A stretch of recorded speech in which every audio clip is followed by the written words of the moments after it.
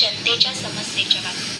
पत्रकारांना धमकी प्रकरणी खासदार संजय दिना पाटील यांच्या विरोधात गुन्हा दाखल करण्याची मागणी. पत्रकारांना शिवीगाळ करून धमकावल्याच्या कथित प्रकरणी खासदार संजय दिना पाटील यांच्या विरोधात तातडीने गुन्हा दाखल करून कठोर कायदेशीर कारवाई करण्यात यावी अशी मागणी खेड तालुक्यातील पत्रकारांनी केली आहे. या संदर्भात खेड पोलीस ठाण्यामार्फत जिल्हा पोलीस अधीक्षक रत्नागिरी यांना निवेदन देण्यात आले.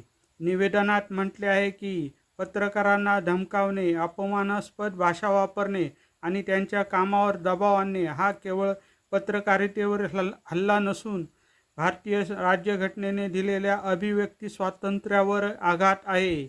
लोकशाहीच्या चौथ्या स्तंभाची भूमिका बजावणारे पत्रकार निर्भयपणे व निपक्षपणे आपले कर्तव्य बजावत असतात. त्यामुळे अशा प्रकारचे वर्तन कोणत्याही परिस्थितीत सहन केले जाणार नसल्याचे पत्रकारांनी स्पष्ट केले. या प्रकरणाची निष्पक्ष चौकशी करून खासदार संजय दिना पाटील यांच्या विरोधात कायद्यानुसार तातडीने गुन्हा दाखल करण्यात यावा, तसेच कठोर कायदेशीर कारवाई करण्यात यावी अशी मागणी निवेदनातून करण्यात आली आहे.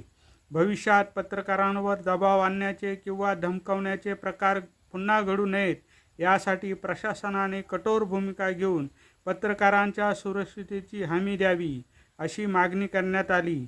मागण्यांकडे दुर्लक्ष झाल्यास राज्यभरातील पत्रकार संघटनांच्या समन्वयाने लोकशाही मार्गाने तीव्र आंदोलन छेडण्यात येईल असा इशाराही निवेदनातून देण्यात आला. हे निवेदन खेड पोलीस ठाण्याचे उपनिरीक्षक श्री धोंडे यांच्याकडे देण्यात आले.